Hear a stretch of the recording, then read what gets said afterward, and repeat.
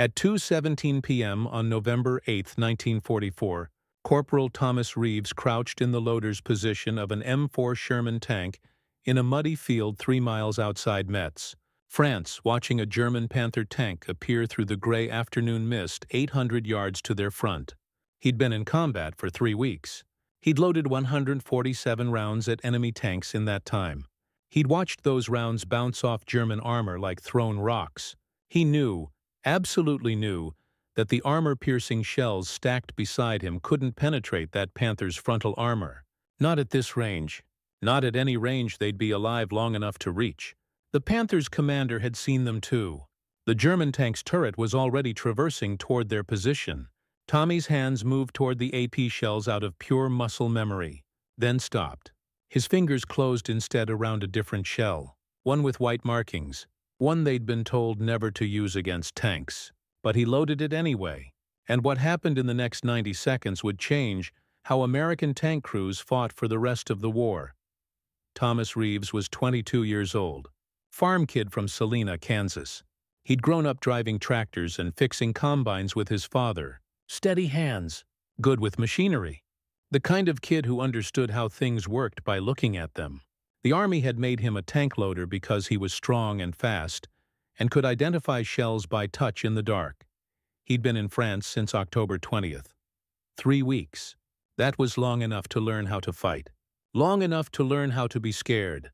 His crew had been together since training at Fort Knox. Tank Commander Staff Sergeant Marcus Webb, 28, from Georgia.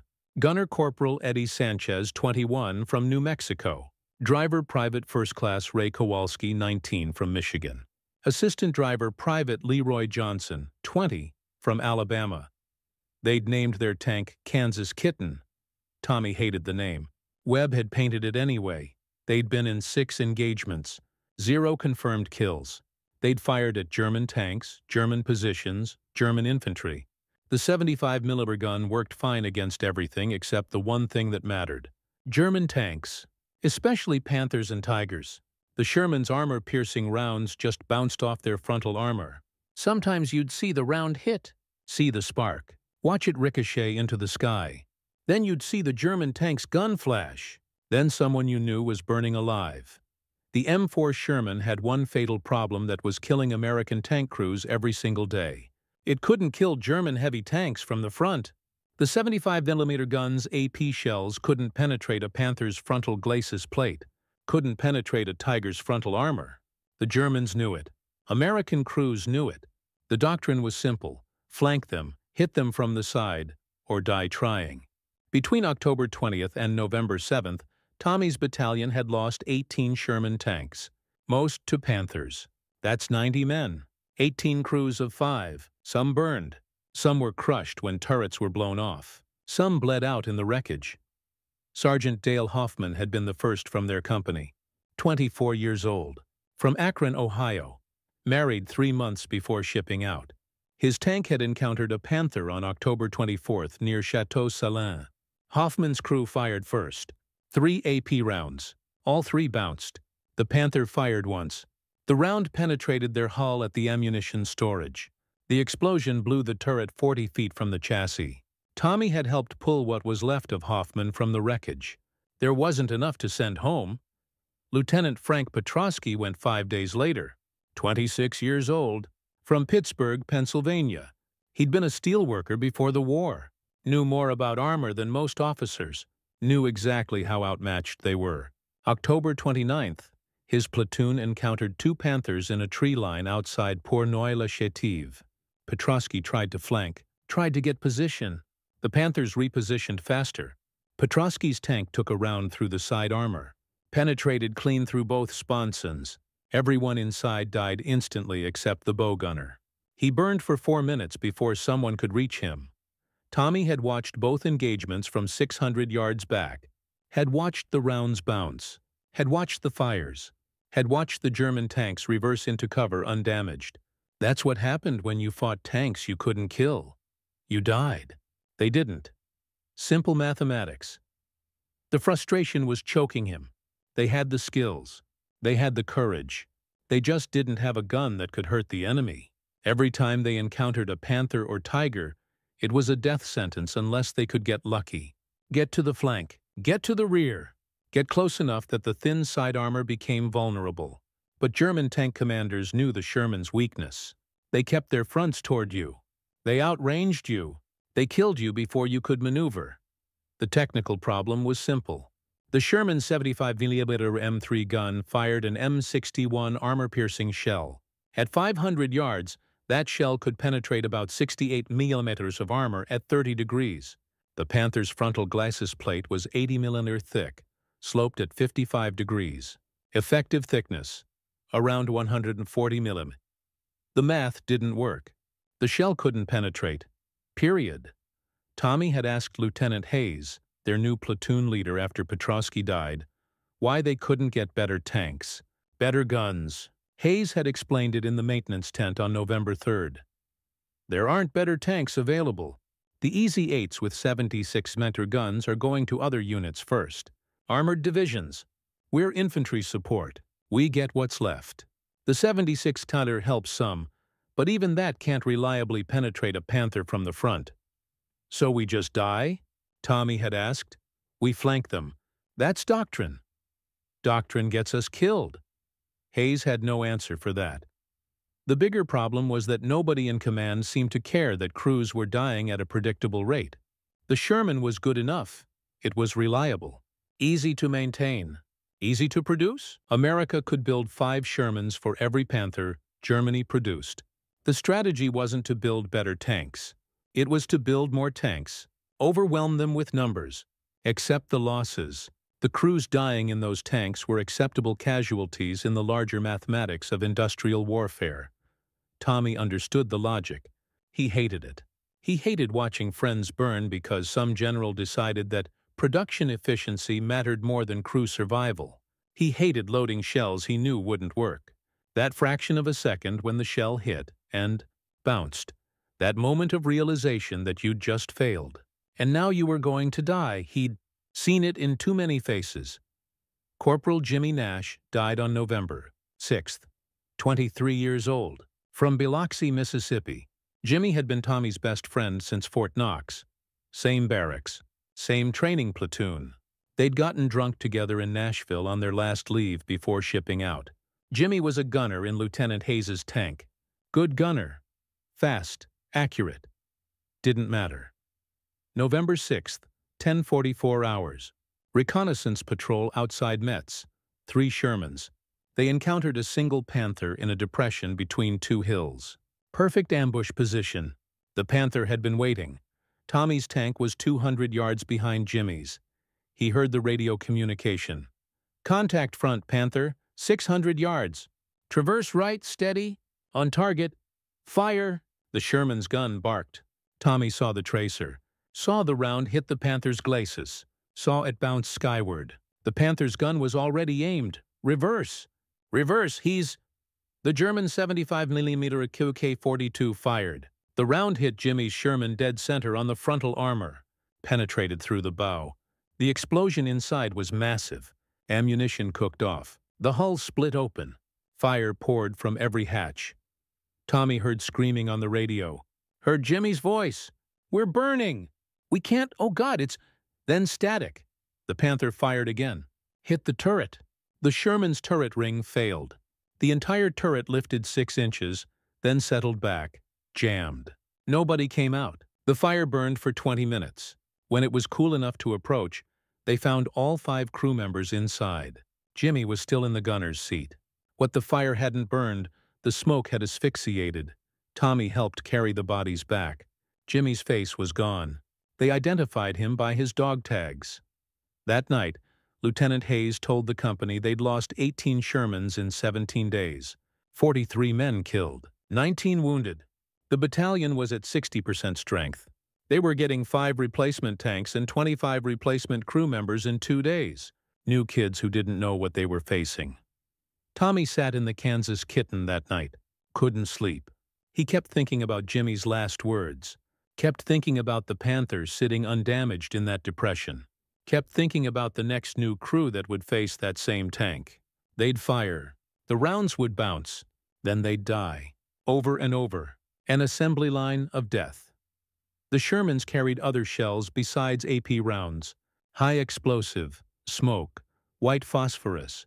The white phosphorus rounds, WP, Willie Pete, fireworks, were for smoke screens and bunker suppression. They weren't anti-tank weapons. Nobody used them against tanks. The doctrine said so. But Tommy kept thinking about what white phosphorus did. It burned at 1,500 degrees Fahrenheit. It stuck to surfaces. It created massive amounts of white smoke. It was designed to force enemy infantry out of fortified positions. German tank crews were infantry inside a metal box. What would happen if you hit that metal box with something that burned and smoked and created hell on its surface? The shell wouldn't penetrate, but maybe it didn't need to. November 7th, 1830 hours. Tommy found Sergeant Webb in the command tent. Webb was cleaning his .45 pistol. Looked tired. Everyone looked tired. "Sarge, you got a minute?" Webb looked up. "What's on your mind, Reeves?" Tommy sat down on an ammunition crate. "I want to try something. Against the next Panther we see." "Try what?" "WP rounds. White phosphorus. I want to try hitting them with fireworks instead of AP." Webb stopped cleaning. Stared at Tommy. "WP rounds aren't for tanks." "I know. But hear me out. The AP bounces. We know it bounces. We've got nothing to lose by trying something else.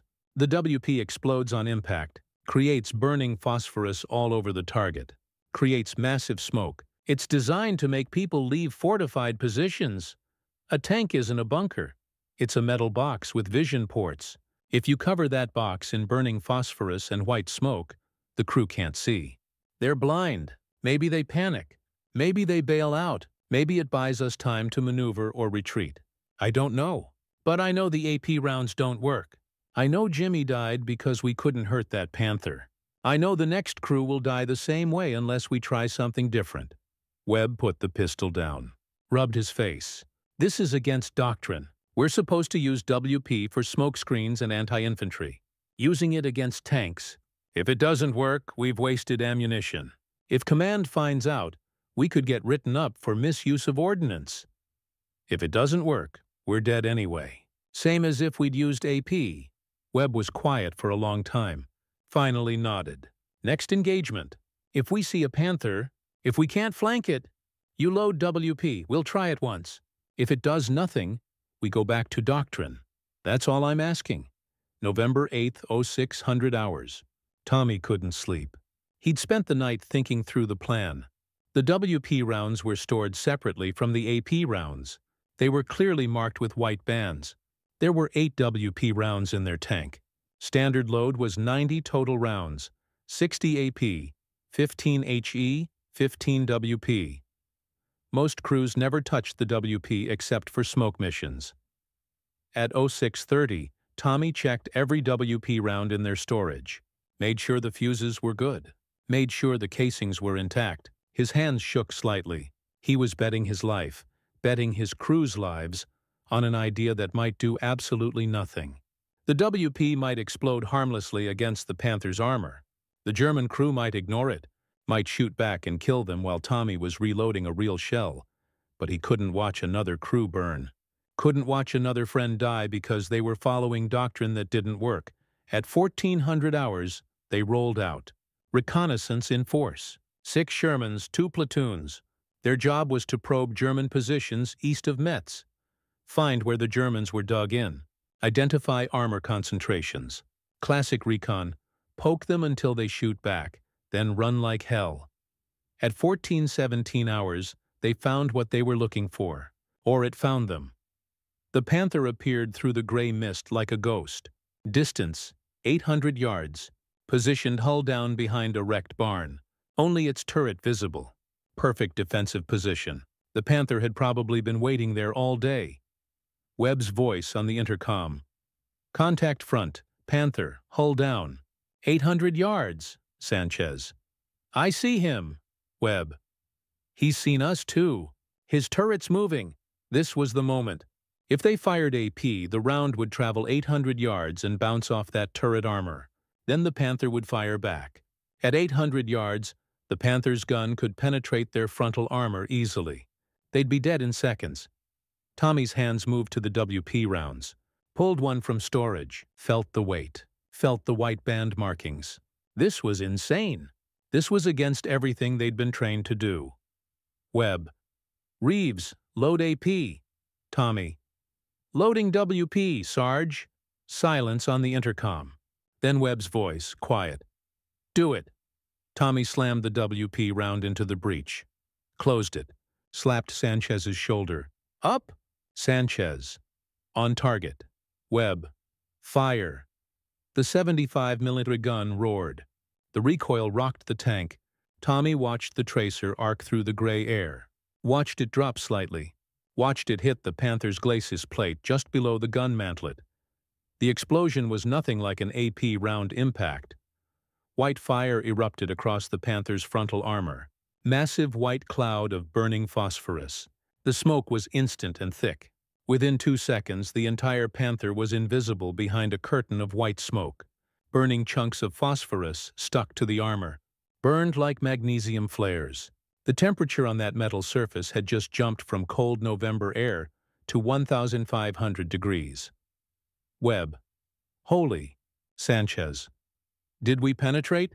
Tommy. Negative. But look at the smoke. The Panther wasn't moving. Wasn't firing. The white cloud completely obscured it.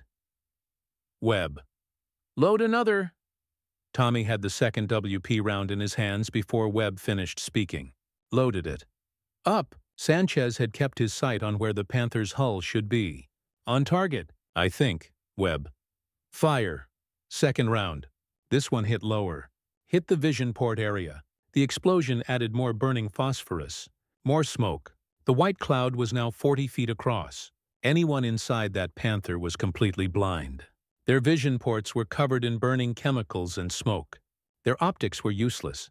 They were trapped in a metal box that was heating up like an oven. Then Tommy saw it. The Panther's commander's hatch popped open. A German tanker emerged. Then another. Then 3 more. All 5 crew members bailed out. They hit the ground and ran.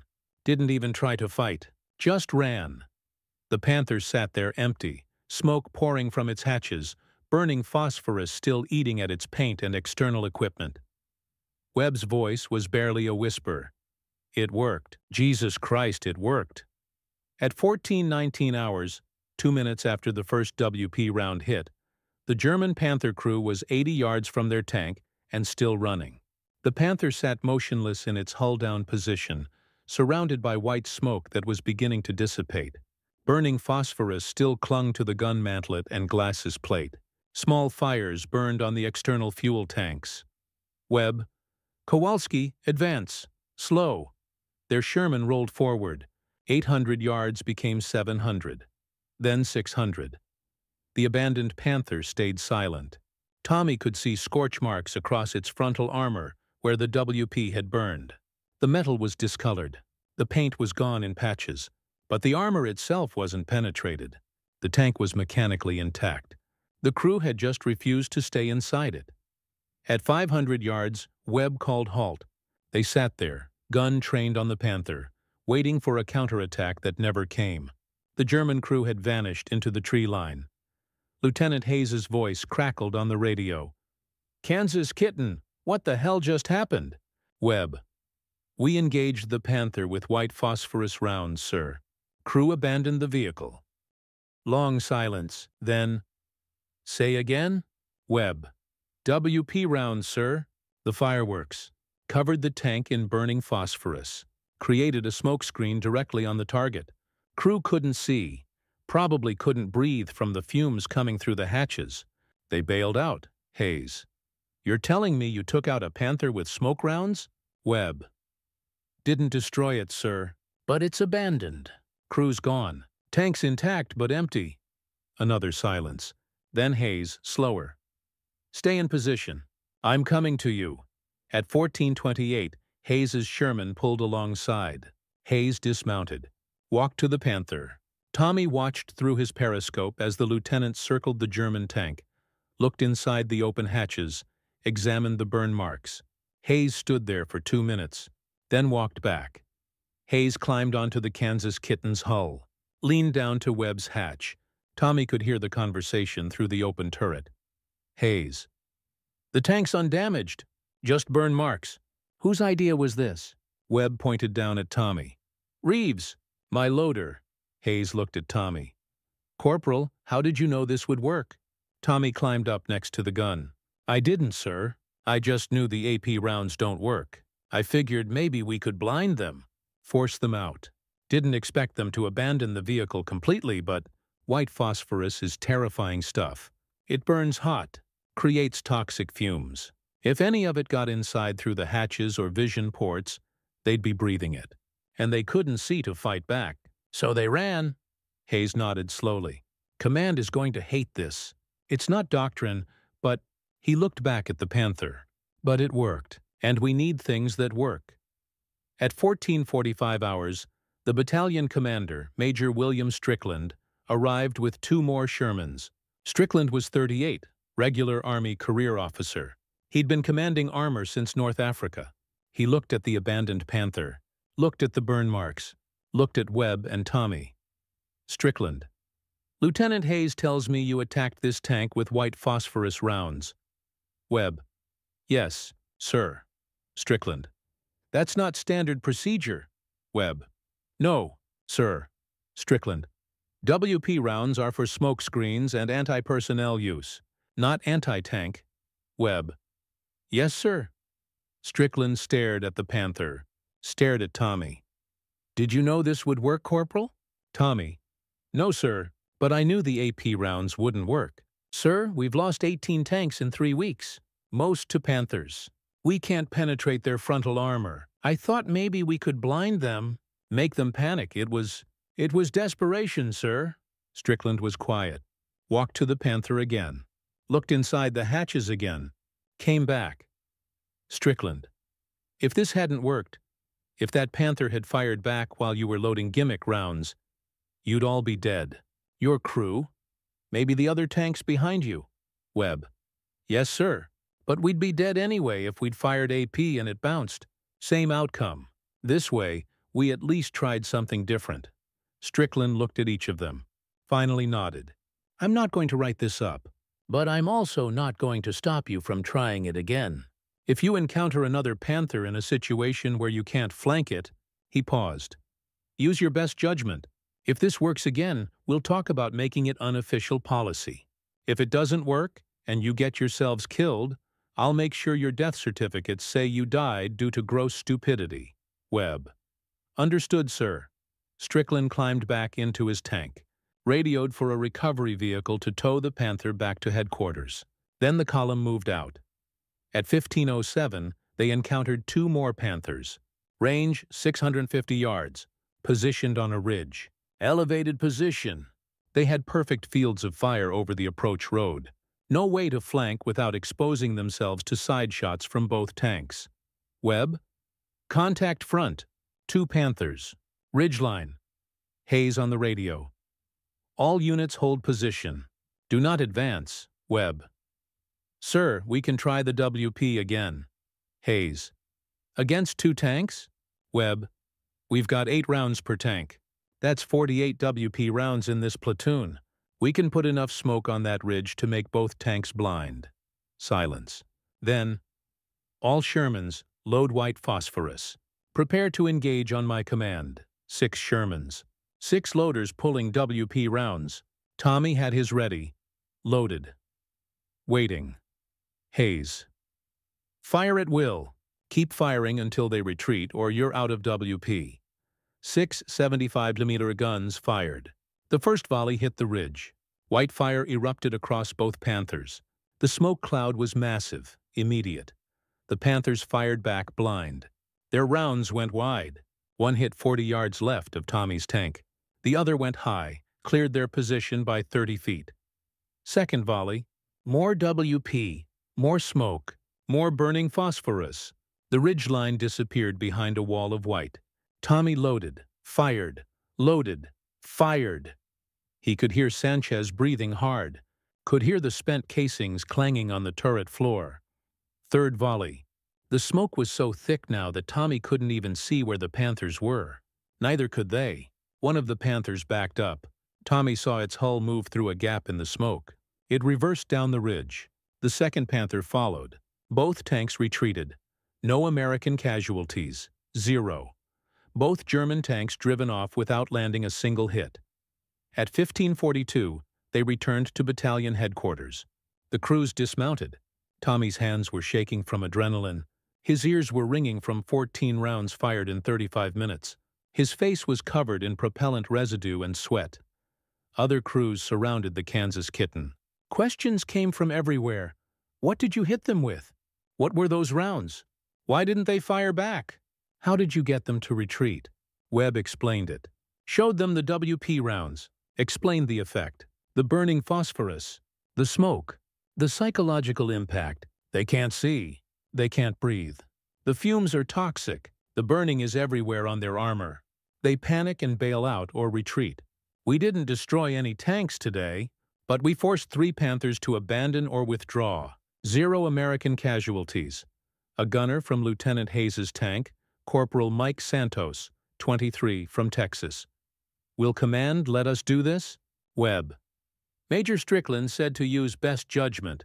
He's not stopping us. Santos. Can we try it, my crew? Webb.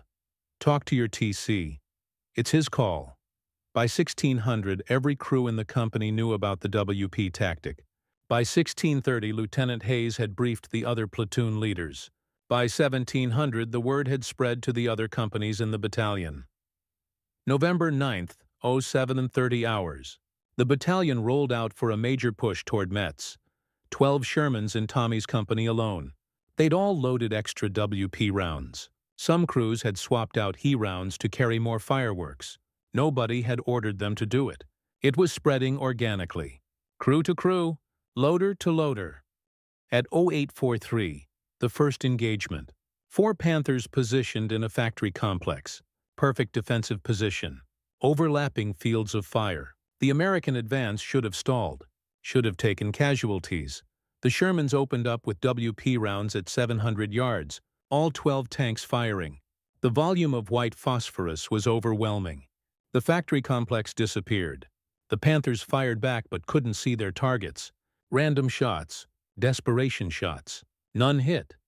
The American Shermans advanced through the smoke. Got to 400 yards. Switched to AP rounds.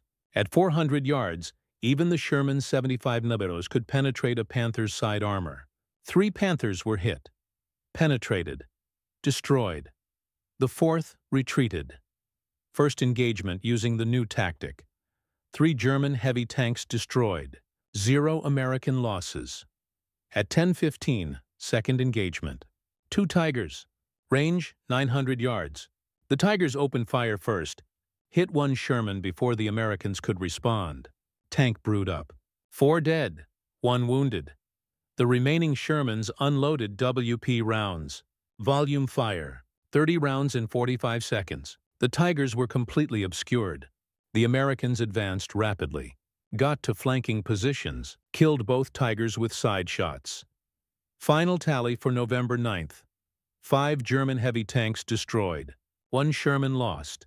In 3 weeks of fighting before the WP tactic, the exchange rate had been 1 German heavy tank for every 3 Shermans. The math had flipped. November 10th through November 15th, the pattern repeated. Engagement after engagement. The results were consistent. UP rounds caused German tank crews to panic. The psychological effect was devastating. The white phosphorus burned on the armor. The smoke was blinding and toxic.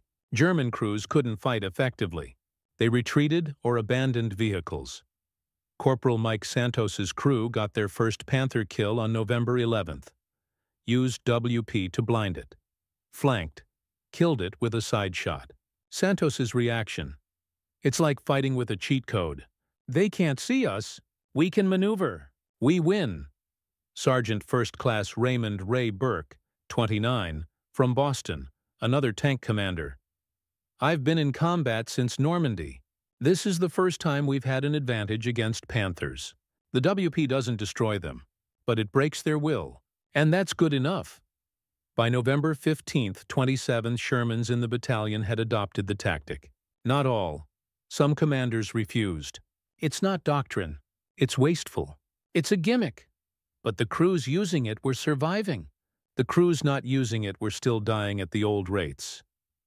November 18th, Tommy's crew encountered a lone Tiger tank, range 500 yards. The Tigers saw them, started to traverse. Webb made the call instantly. Webb, WP, now. Tommy loaded. Sanchez fired. The round hit the Tiger's gun mantlet. White fire spread across the turret front. The Tiger's gun stopped traversing, stopped moving entirely. For 10 seconds, nothing happened. Then the commander's hatch popped. A German officer climbed out, looked at the burning phosphorus, looked at the American Sherman, slowly raised his hands. The entire Tiger crew surrendered. 5 men. Crew intact. Tank undamaged except for burn marks. They'd simply refused to keep fighting. The German commander spoke some English. Lieutenant Hayes interrogated him at headquarters. The German officer, Oberleutnant Klaus Weber, 26, from Munich, explained, "We call it Höhlenflammen, hell flames. When it hits, you cannot see. The smoke comes through every gap. It burns the eyes. It burns the lungs. The metal heats up. We know you cannot penetrate our armor with your guns. But this is not a weapon against tanks. This is a weapon against men. We cannot fight it." That statement changed everything. On November 20th, Colonel Thomas Abernathy, the regimental commander, showed up at battalion headquarters. Abernathy was 42, West Point, veteran of World War I. He'd been receiving reports about the WP tactic for 10 days. He was not happy. The meeting happened in Major Strickland's command tent. Every company commander was present. Tommy wasn't supposed to be there, but Webb brought him. "You're the one who started this. You're explaining it." Abernathy stood at the map table. "Gentlemen, I've been reviewing engagement reports from November 8th through November 19th. In that period, this battalion has expended 847 white phosphorus rounds against enemy armor. That's 3 times our normal WP consumption. Supply is asking questions. Division is asking questions. I need to understand what we're doing and why." Major Strickland: "Sir, we're using WP rounds as a psychological weapon against heavy tanks. The results have been exceptional." Abernathy: "Exceptional how?" Strickland pulled out a chart. In the 3 weeks prior to November 8th, our Sherman to Panther exchange rate was 3.2 to 1. We lost 3 Shermans for every Panther we destroyed. Since November 8th, that ratio has reversed. We're now at 1.1 to 1, nearly even. We've lost 8 Shermans but destroyed or forced the abandonment of 7 Panthers and 2 Tigers. We've also forced the retreat of at least 15 additional heavy tanks in situations where we would previously have taken losses. Abernathy looked at the numbers. "Forced abandonment? You're not destroying them?" Strickland: "Not always, sir. The WP doesn't penetrate armor, but it creates a smoke screen directly on the target, burning phosphorus at 1,500 degrees. The psychological effect on enemy crews is severe. They can't see. They can't breathe properly. The fumes are toxic. They panic. They abandon or retreat. Once they retreat, we can maneuver to flanking positions and destroy them with conventional AP rounds. Or we can capture abandoned vehicles intact." Abernathy: "And this was whose idea?" Strickland pointed at Tommy. "Corporal Reeves, sir. Tank loader. He tried it in combat on November 8th. It worked." The tactic spread informally through the battalion. Abernathy looked at Tommy. "Corporal, why did you think this would work?" Tommy stood. "Sir, I was tired of watching AP rounds bounce off Panthers. I knew WP was used to force infantry out of bunkers. I thought maybe it would work on tanks. Tanks are just metal bunkers with men inside. The WP doesn't have to penetrate. It just has to make the inside of that bunker unlivable. Turns out it does." Abernathy was quiet for a long moment. "This isn't doctrine. It's not in any field manual. You're using smoke rounds as direct-fire anti-tank weapons. That's creative. Reckless, but creative." Webb: "Sir, it's saving lives. American lives." Abernathy: "I don't disagree, Sergeant, but I need to report this up the chain. Division Command needs to know. Ordnance needs to evaluate whether this is sustainable. We can't have every battalion in Europe burning through WP stocks without proper allocation. Major Strickland. Sir, with respect, we can't wait for division to study this. We're in combat now. The tactic works now. If we stop using it, crews will die unnecessarily.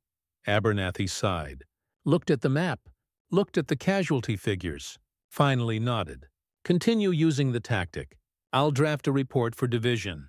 I'll recommend it as a provisional tactical doctrine for Sherman crews, engaging heavy tanks in situations where flanking is not feasible.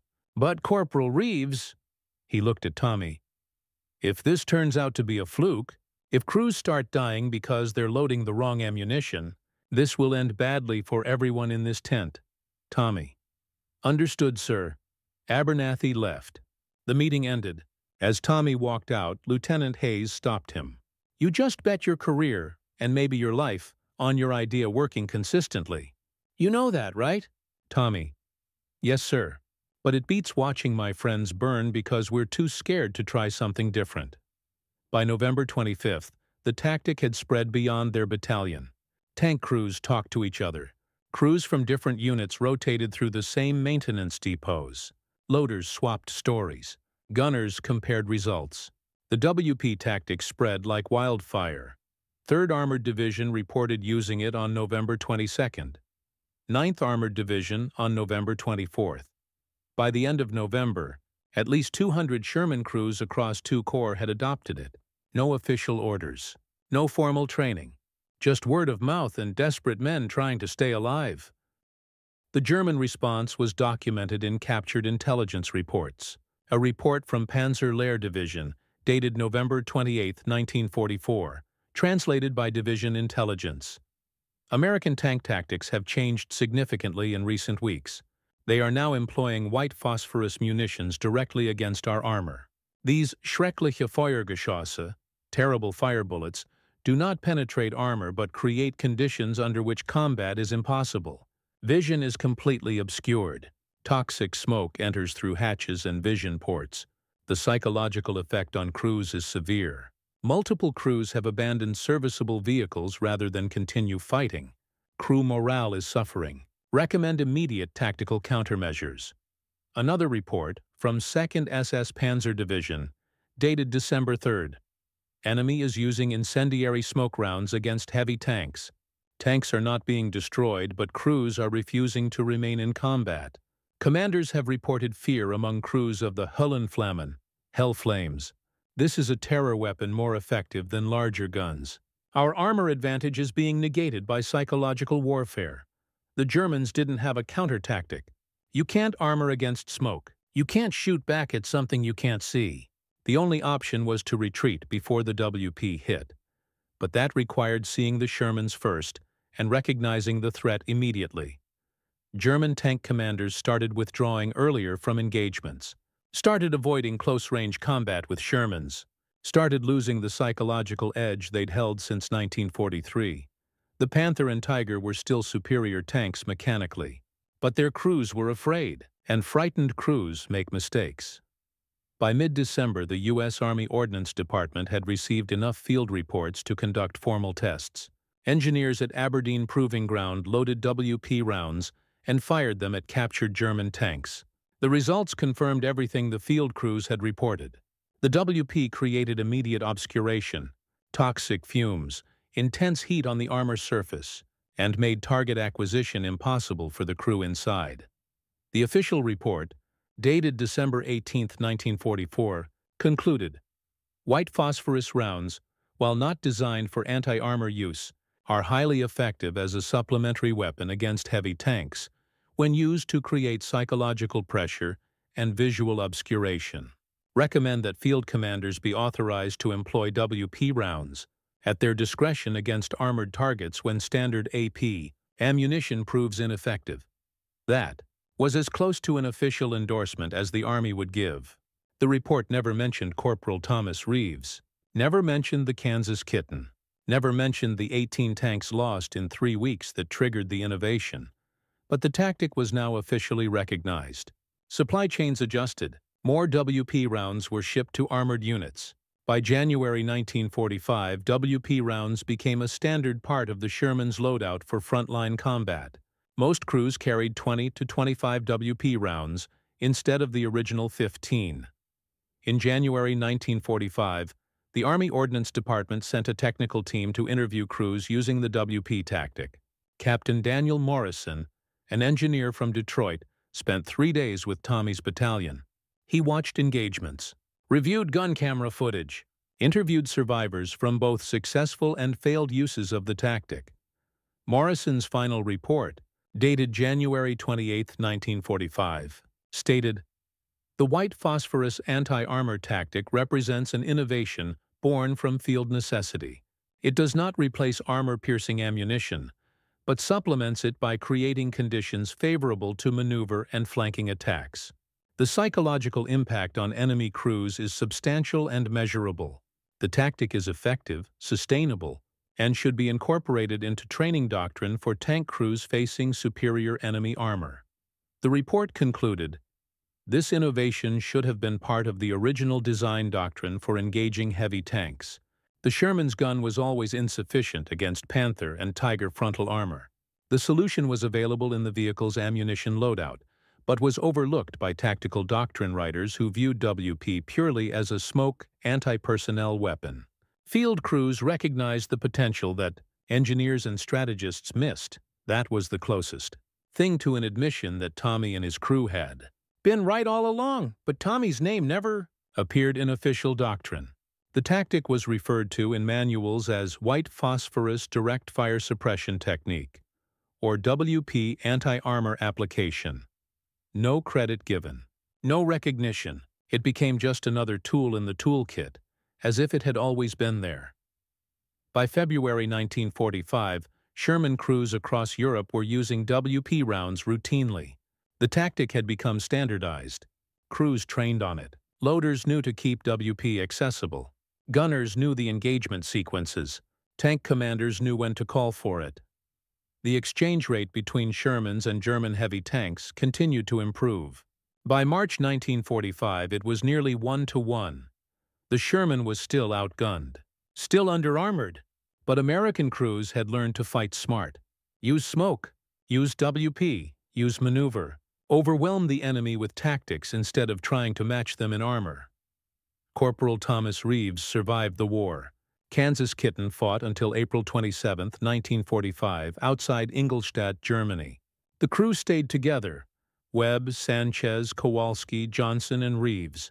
They fought in the Metz campaign, the Bulge, the Rhineland, the final push into Germany. They used WP rounds in 27 separate engagements. They destroyed or forced the abandonment of 11 German tanks. They never lost a crew member. On April 27th, their war ended. Kansas Kitten threw a track while maneuvering through a destroyed village. By the time they got it fixed, the shooting had stopped. German units in their sector were surrendering. The crew sat on the tank and drank captured German beer and realized they'd made it. Tommy returned to Kansas in September 1945. He was 23 years old. He'd been in combat for 11 months. He'd loaded over 2,000 rounds. He'd survived. Sergeant Marcus Webb stayed in the Army, made it to Command Sergeant Major by 1961, retired. In 1965, he and Tommy exchanged Christmas cards every year until Webb died in 1998. Eddie Sanchez went back to New Mexico, became a high school teacher, taught history, never talked much about the war except on Veterans Day. Ray Kowalski went back to Michigan, worked for Ford, built cars instead of driving tanks. He said it was more peaceful. Leroy Johnson went back to Alabama, farmed, raised 5 kids, told them stories about the war, but never mentioned the parts where he'd been scared. Tommy went back to Salina, took over his father's farm equipment repair business, married a girl named Susan he'd known since high school, had 3 kids, fixed tractors and combines. Quiet life, normal life. He never talked about the WP tactic unless someone asked directly. When other veterans asked what he'd done in the war, he'd say, "I was a loader in a Sherman tank. We fought in France and Germany. I survived." If they pressed for details, he'd mention Metz, the Bulge, the final offensive. But he never mentioned that he'd invented a tactic that changed how American tanks fought. Never mentioned that his idea had probably saved 100 lives. Maybe more. The estimates vary. Post-war analysis suggests that the WP tactic reduced Sherman losses against heavy tanks by approximately 40% in the final 6 months of the war in Europe. If 500 Shermans engaged heavy tanks in that period, and the old exchange rate had held, around 200 Shermans would have been lost. With the new tactics, actual losses were around 120. That's 80 fewer tanks destroyed. That's 400 American crew members who survived because Tommy Reeves had been willing to try something different. 400 men who came home. Who got married? Who had kids? Who lived full lives? Because a 22-year-old farm kid from Kansas decided that doctrine wasn't more important than survival. Tommy Reeves lived until 2007.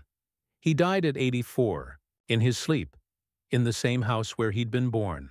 His obituary in the Salina Journal mentioned that he was a World War II veteran, a business owner, a husband, and a father. It didn't mention the white phosphorus tactic. Most people in Salina didn't know. In 1989, a military historian named Dr. Robert Chen from the University of Kansas was researching innovative tactics from World War II. He came across references in after-action reports to a Corporal Reeves, who had first employed WP rounds against armor in November 1944. Chen tracked Tommy down, drove to Salina, knocked on his door. They sat in Tommy's living room. Tommy was 66. Retired. He'd been watching baseball. Chen asked him about November 8, 1944, asked him about the Panther outside Metz. Asked him why. He'd tried something that wasn't in the manual. Tommy thought about it for a while, finally said, "I watched a lot of good men die because we were following rules that didn't work. The rules said use AP rounds. The AP rounds bounced. Men burned. I figured the rules were wrong, so we tried something else. It worked. That's all." Chen asked if Tommy felt like he'd gotten proper recognition. Tommy shrugged. "I wasn't looking for recognition. I was looking for a way to stop watching my friends die. We found one. That was enough." Chen's research led to a paper published in 1991 in the Journal of Military History, Field Innovation in Armored Warfare, The Development of White Phosphorus Anti-Tank Tactics in the European Theater, 1944-1945. The paper documented Tommy's role, documented the spread of the tactic, estimated the lives saved, between 300 and 500 American tank crew members. Tommy never read the paper, said he didn't need to. He knew what had happened. He'd been there. But he did start going to veteran reunions after that, started talking more openly about the war. At a reunion in 1994, he met a man named Gerald Hayes. Hayes had been a Sherman gunner in 3rd Armored Division. He'd used the WP tactic starting in December 1944. He'd survived 3 engagements with Panthers that should have killed him. Hayes told Tommy, "I don't know if you remember, but I read about you in that history journal. You're the guy who figured out the fireworks trick." Tommy, "I'm one of the guys. A lot of people figured it out independently once the word started spreading." Hayes, "But you were first, and I'm alive because your idea reached my crew before we hit our first Panther. So, thank you. I got to go home. I got to meet my wife. I got to raise my kids. Because you were willing to break the rules." Tommy shook his hand. Didn't say much, but he thought about it a lot after that. About how innovation actually happens in war. Not through official channels or engineering committees or procurement boards. Through desperate men who see a problem, imagine a solution, and have the courage to try it even when it's not authorized. Through sergeants and corporals and loaders who care more about their friends' survival than about following doctrine. Through word of mouth and unofficial networks and crews, teaching other crews in maintenance tents and on the radio between engagements. That's how most real innovation happens. Not top-down, bottom-up, born from necessity. Spread through trust, validated through survival. Tommy Reeves never got a medal for what he did. Never got official recognition from the Army. His name isn't in textbooks. There's no monument. Just a footnote in a 1991 academic paper that most people have never read. But somewhere, in Kansas, in New Mexico, in Alabama, in Michigan, there are families who exist because Tommy loaded the wrong shell on November 8, 1944. Grandchildren who never knew that their grandfather's grandfather survived a tank battle because a farm kid from Salina decided to try something. Crazy, that's the real legacy. Not recognition, not glory, just life. Continued, passed forward. Each one matters. Each one deserves to be remembered. If you found this story compelling, please like this video. Subscribe to stay connected to more forgotten stories from World War II. Leave a comment telling us where you're watching from and whether you'd heard this story before. These stories fade if we don't keep telling them. Thank you for keeping these memories alive. Thank you for remembering the farm kid from Kansas who saved 400 lives by breaking the rules.